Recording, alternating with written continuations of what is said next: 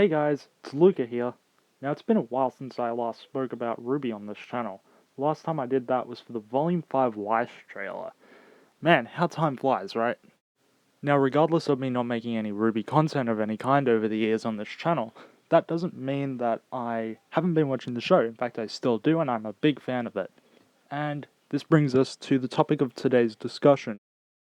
Now, quickly, want to issue the appropriate spoiler warning for Volume 8, Chapter 7 of Ruby, as I'll be discussing parts of that episode here, but without further ado, let's start.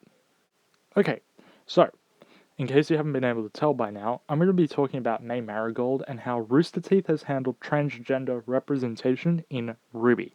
Now, to just give a brief summary, May was first introduced in Ruby Volume 7 alongside fellow Happy Huntresses Fiona Time, Joanna Greenleaf, and their leader Robin Hill.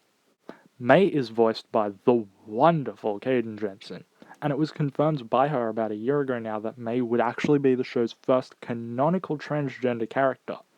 Despite Kdin announcing this, May's gender identity was not brought up in the show until recently, and this, I think, was a very smart move. I'll explain why I believe that in a bit, but right now I want to touch upon my personal thoughts on May's character as a whole. Now, looking at her in the show, we can tell that May is very level-headed and mature, perhaps even a bit stubborn. However, and this is a problem that a lot of Ruby characters actually have, we don't know too much about her backstory. Or, that is, we didn't until Volume 8, Chapter 7. Now again, I want to issue a quick spoiler warning here, as I'll be talking about said chapter after this. In this episode, it was revealed that May is transgender. Weiss, after May suggested that herself and Rainbow leave the mantle, presses May about her family in Atlas, to which May responds with, "Mantle needed me," and to the Marigolds, that meant I wasn't their son anymore. So I made sure that everyone knew that I wasn't their daughter. Short and sweet. It's a powerful message that tells us everything that we need to know about her in the moment. We can fill in the blanks, thanks to certain implications related to her semblance. That's more for theory crafting. But back to the scene, the most important part for me is the reactions of Ruby, Weiss, and Blake. Now, what were those reactions, you might be wondering? Well, to my pleasant surprise, there was no reaction. It was played out normal because it was just that. Normal. The main focus wasn't May's gender. It was the situation in Mantle and Atlas. Now for this part, I'll be going off script a little because I want to talk more about this on a personal level. So expect pauses, maybe some stuttering in there. Just a fair warning. So I live with old-fashioned people in a very old-fashioned community. For me, being trans-curious is obviously really hard. I can't do a lot of the things that I would like to do, mostly out of fear. That's not too big a deal, I suppose. But, I've had to change a lot of the things that I want, at least for now, because of people around me. So, to see characters like May in shows that I like Ruby, shows that are popular like Ruby, is good. Because, one, her character is not just defined by being transgender. She isn't just the cool, inclusive character that Rooster Teeth decided to put in because, hey, it's cool to include these people. No, that's just like another part of her. She is a strong character, and being transgender is just a really good addition, right? So, it's really uplifting to see that this is happening, especially in a show that I like, a show that's popular, like I previously said.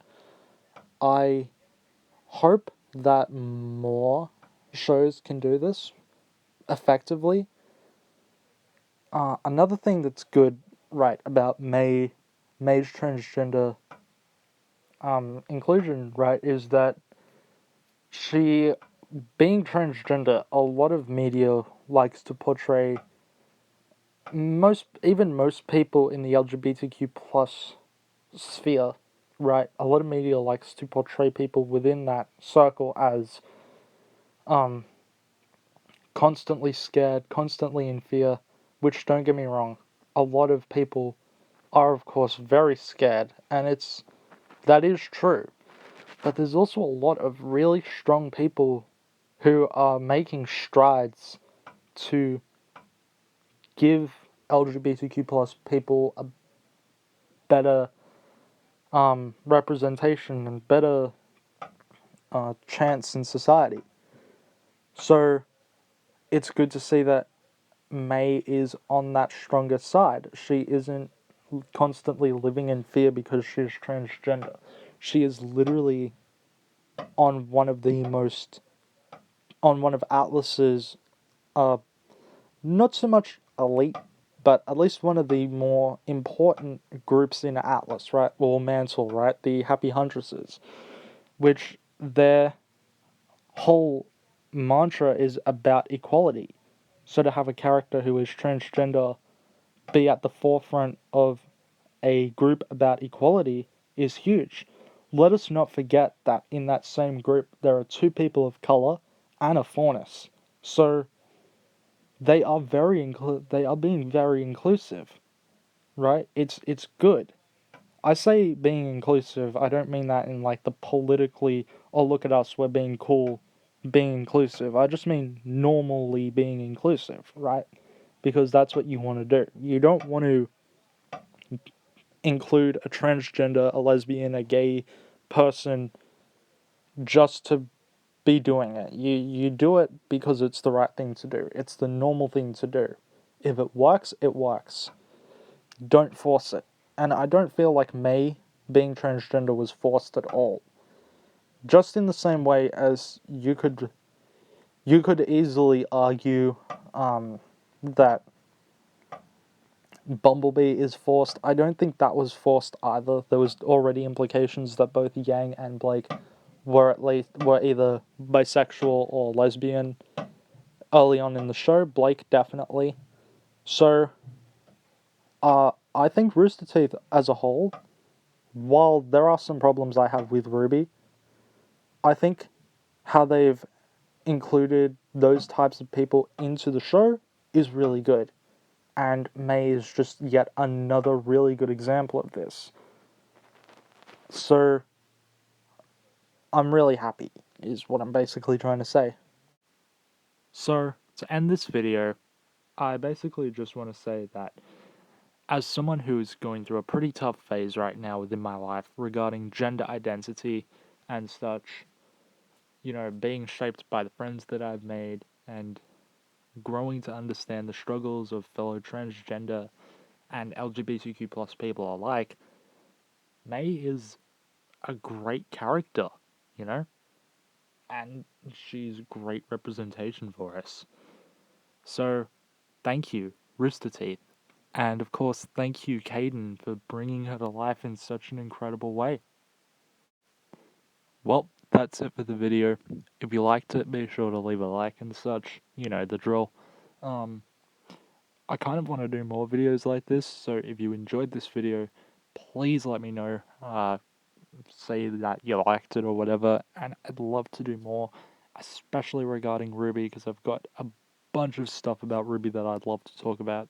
So yeah, I guess that's it for now, and I'll see you guys in the next video. Peace.